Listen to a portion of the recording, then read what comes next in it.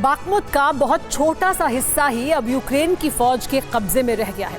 Zelensky ने सेना को वापस लौटने का आदेश नहीं दिया है, लेकिन रिपोर्ट्स में यह दावा किया जा रहा है कि यूक्रेन के सैनिक खुद ही बाखमुत से भाग रहे हैं। बाखमुत में मौजूद सेना के कमांडर अब सरकार की बात नहीं मान रहे हैं और बाखमुत के अगल बगल के इलाकों में चले गए हैं। ज़ेलेंस्की को लग रहा है कि बाखमुत में रूस की सेना के बारूद और हथियारों की बर्बादी से यूक्रेन को बड़ा फायदा होगा। यही वजह है कि ज़ेलेंस्की अभी भी सेना को मुकाबला करने का ऑर्डर दे रहे हैं।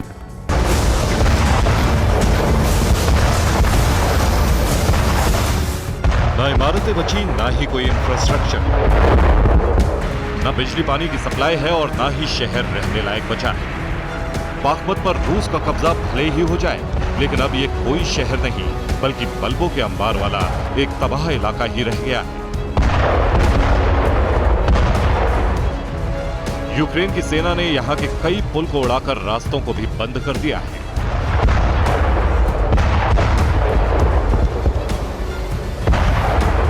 बाखमुत में अब आमने सामने की जंग हो रही। जंगल में छिपी सेना गलियों और सड़कों तक पहुंच गई।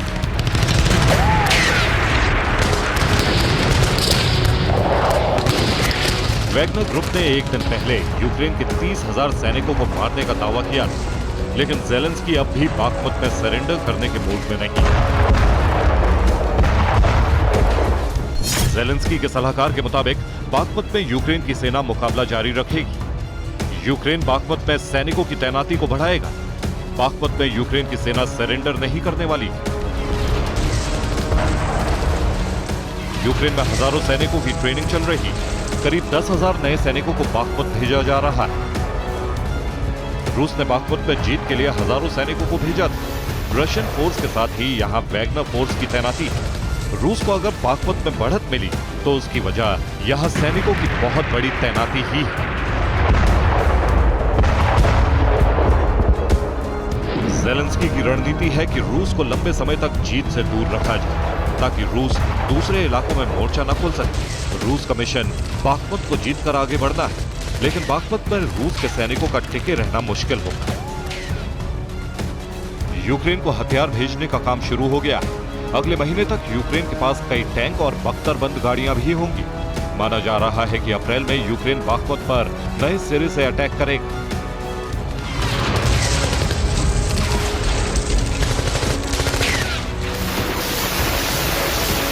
रूस की सेना पिछले 7 महीनों से यहां संघर्ष कर रही है और अभी तक पूरे बाखमुत पर रूस का कब्जा नहीं हो सका है। सीक्रेट रिपोर्ट्स के मुताबिक यूक्रेन के 30,000 सैनिकों को घेरने के लिए रूस ने बाखमुत में 90,000 रशियन जवानों को भेजा।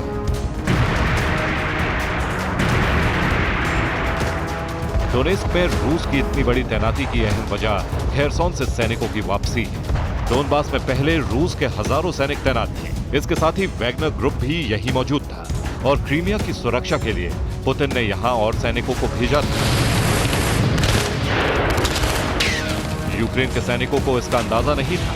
यूक्रेन के जवान सामने मौजूद सैनिकों से लड़ते रहे और इसी दौरान रूस की तरफ से तैनाती बढ़ती रही। इसका असर यह हुआ कि यूक्रेन के सैनिक यहां 3 तरफ से घिर गए। अब इंतजार यूक्रेन की रिजर्व फोर्स का है। नए हथियारों के साथ यूक्रेन की सेना बाखमुत कूच कर रही है। तब तक किसी भी कीमत पर बाखमुत में पहले से मौजूद सैनिकों को मुकाबला करना है, लेकिन इसका अंजाम क्या होगा, इन तस्वीरों से समझा जा सकता है। वैगनर फोर्स के चीफ ने यह वीडियो जारी करके यूक्रेन को चेतावनी दी है। शवों के अंबार को दिखाया गया है ताकि ज़ेलेंस्की बाखमुत में सरेंडर कर दे।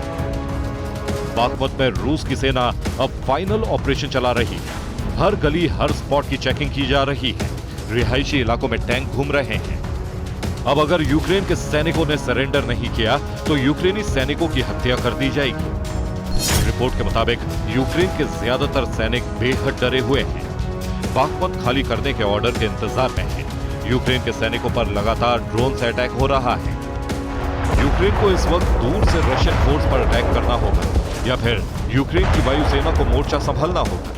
लेकिन डोनेस्क के इलाके में रूस ने एयर डिफेंस को काफी मजबूत किया हुआ है, जिसकी वजह से यूक्रेन अपने फाइटर विमानों को इस इलाके में नहीं भेज रहा है। Bureau report, TV 9 Bharatvarsh.